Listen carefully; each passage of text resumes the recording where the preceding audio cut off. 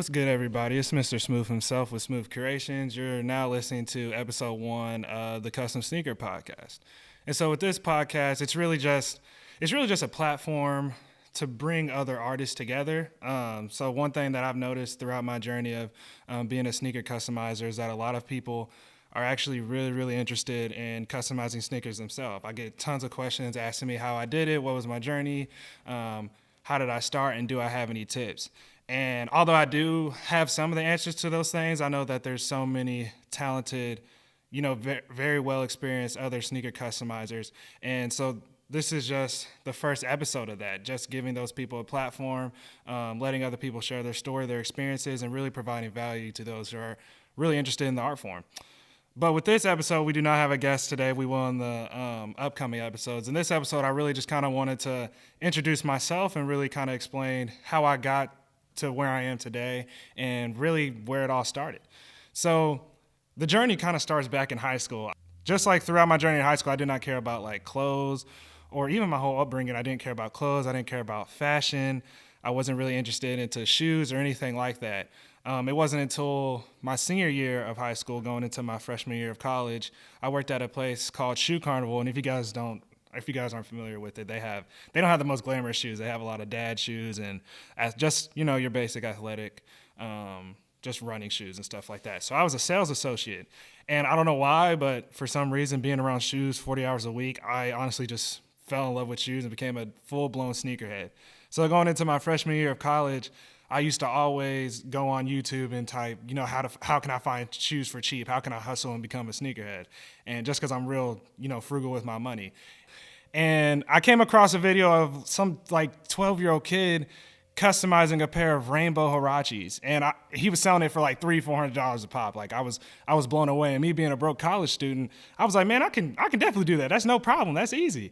And so all throughout that year, I just kept studying and researching and looking at other people's videos and really just filling myself up with knowledge on how to customize sneakers. And I went home that summer, summer of 2017, and I just saved up money. I was working at Walmart. I saved up money and I bought the supplies, and boom, I was just doing it as a hobby. And it was never really a business to me. I never thought of I kind of thought of making money, but that wasn't the focal point. It was honestly just something to do. I loved sneakers at the time, but I didn't like wearing sneakers that other people had. So I knew if I made my own sneakers, I know you don't have these because I made these. And that was kind of the thought process behind it. And it was just a beautiful thing to me. I loved it. And so I kept doing it. And eventually I would get customers here and there, just some friends and family, or maybe some coworkers at Walmart. It was nothing serious at all.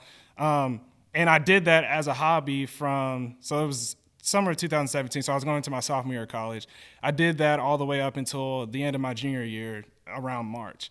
And so I'm currently a senior in college. I go to Northern Kentucky University, and I was a junior at the time, and someone in my class from our business center, he runs the Incubator Program. His name's Zach Strobel. Zach, if you're watching this, shout out to you. He came into my class and just started talking about this Incubator Program. And I had no idea what incubator was. I thought it was something for chickens. I didn't even know what he was talking about. But essentially the idea behind it was just, taking an idea and, creating a hobby out of it. And taking a hobby or an idea that you have and creating a viable business out of it. And it sounded like something I wanted to do. At the time, I was very passionate about customizing sneakers. It was just a hobby for me, but I was really ready to take that to the next level and see how far I could and how well I could do. And so I did that. I applied, I enrolled, I was blessed enough to get in. And it's an 8-week program. So it starts in May and it ends around August, around that time. And so as soon as I started in May, for some reason, I created an Etsy store. I just researched that's what most customizers do starting off. And that first month, man, I made like $2,000 in sales. And I was like, I was geeked. Like I thought I made it. I thought I arrived. And when I was in the incubator program too, so they were teaching me everything about business. And I was like, nah, I got this figured out. Like I just made $2,000 in 1 month. Like I'm smooth. And they really got my mind right. They were like, no, that's not right. Like what are your cost of goods sold? What is your net profit, your gross profit? Who are you paying? How much does the Etsy sales fees cost? And I was like, what are you talking about? I just made money. And the incubator program was just really, really, really instrumental into into transforming me from just customizing sneakers as a hobby and taking it to a business. And one thing I learned going through that, at the time, I just thought, hey, I'm going to do this as a business. It's just going to be me customizing shoes, and it'll be fine. I quickly realized, and if you guys ever start a business, I quickly realized that I don't want to say no businesses ever, like it's impossible, but for the most part, doing business alone is very, very difficult, and it's very, very hard. And I had to find out that the hard way, because for me, I was the only one customizing shoes. I was also working on our website. My degree's web design, so I was trying to fix our website. I was talking to customers. I was doing customer interviews. I was pumping out shoes, of course. I was doing all these things, and I was juggling all these things at one time. And ultimately, it wasn't growing as a business. Yeah, I was making money, but I could have maximized it in multiple different ways and on plenty of different avenues, but I was too prideful, and I just wanted to do it on my own. And so I was vented to someone else in the incubator. Her name is Vivi, and she's actually on the team now. But I was venting to her about like my struggle and how it was really hard to do everything by myself.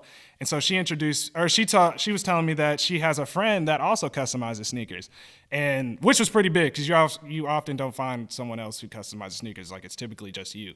And so as soon as she told me that, I was like, man, give me his number off top. Like I need it right now, like ASAP. I needed it yesterday. And so she gave me his number. I called him.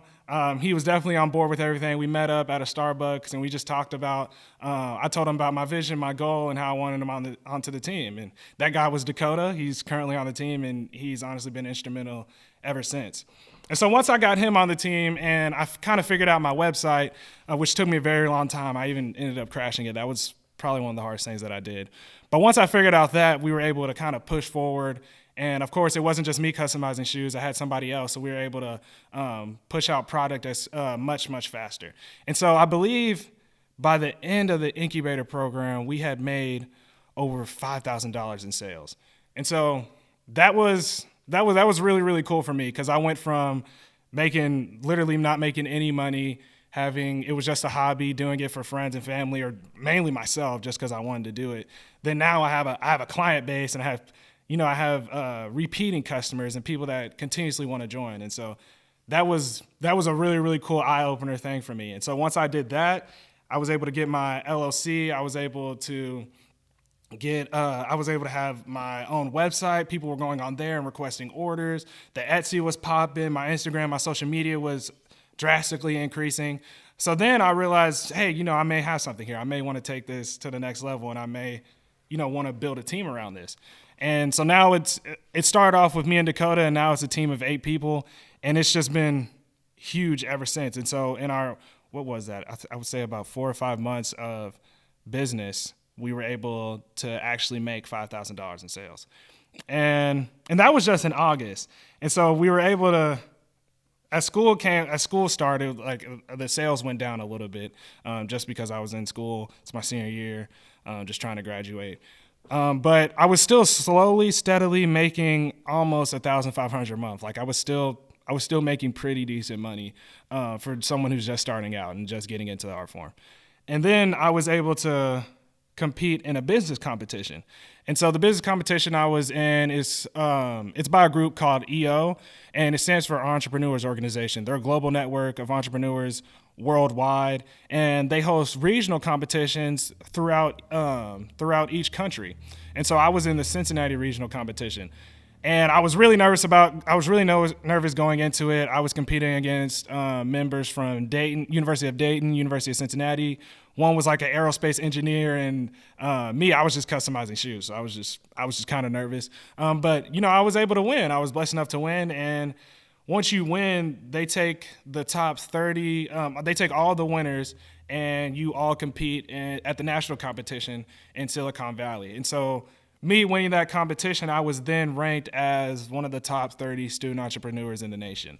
And that was a huge thing. It was a great pub for me. I was put on Fox News. I was put on different types of all types of articles and all types of news stations. I even got like my own segment on the news. So that was really, really huge. I was able to even maximize my sales entirely, and even just like I was even able to brand myself. And so that was instrumental. And remember that competition, because that competition was huge. That was a very, very big deal. Like I said, I was able to increase my sales. And one of the coolest things I was even able to do is I was able to do my first pair of cleats and have a pair of Smoove Creations debuted in the NFL. And so the NFL, around Christmas time each year, or in the month of December, they have an initiative called My Cause, My Cleats, which is an initiative that allows players to wear custom cleats, but they have to push some sort of positive message. And so me winning that competition, like I said, I was able to get more publicity, and an NFL player actually reached out to me and wanted me to do a pair of his custom cleats for, the My Cause, My Cleats initiative.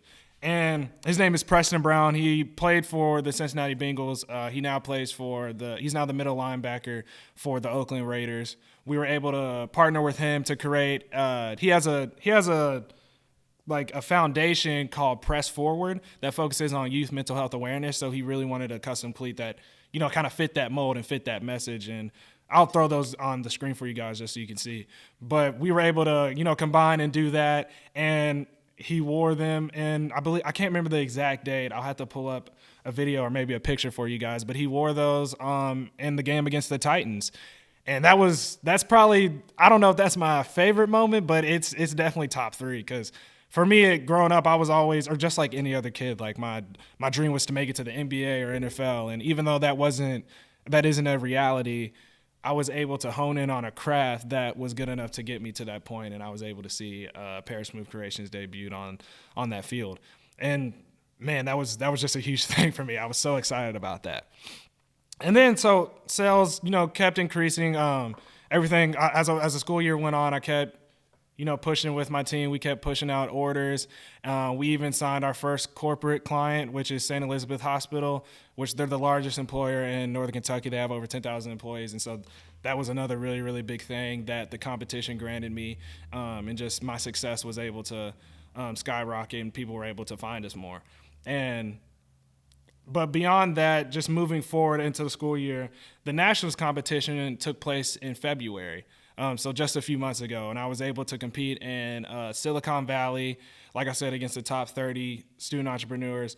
And that was honestly a really, really cool experience. I got to, even though I wasn't able to win, I got to network and meet so many wonderful students who were also in the same boat as me. So one thing I've learned about entrepreneurship is a lot of times, like, you're alone. A lot of your friends don't understand what you're going through, or sometimes even my family does. I'm blessed to have a family that does understand, but a lot of times your family won't. So a lot of times you're just alone. You have no one to vent to or no one to really relate to.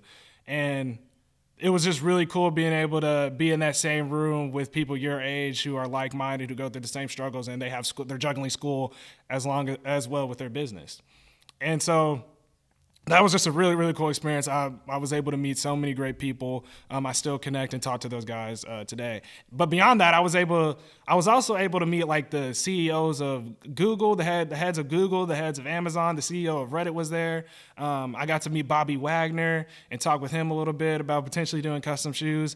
I even got to meet Jay Williams, the famous ESPN analyst. So it was just really, really cool being able to do that, where I started doing it on my kitchen table and in my basement. And now I'm in Silicon Valley meeting so many great people, and just being able to network.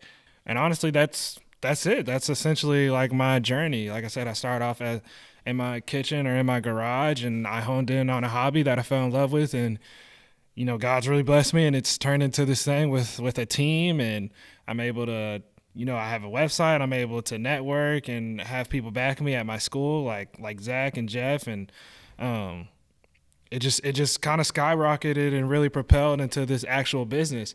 But it started very, very humbly, and so my vision with this whole entire business is that, yes, we start off with customizing shoes, but I definitely want to get into other sorts of apparel. I want to get into T-shirts, into hats, into phone cases, wallets, just anything that you kind of wear to represent yourself or that you take pride in. We want to be able to put like a creative or custom spin on it. And so that's really kind of the purpose behind Smoove Creations. And so that's the vision, man. That's the plan. I'm going to grad school. I'm going to get my MBA just to really better myself into the business field and just to see just how far I can push this business. And ultimately we want to be the one-stop shop for all of your custom needs. And so we're going to work to that point. We're going to document the process, and we're going to be able to show you guys how, just how far we're able to push this.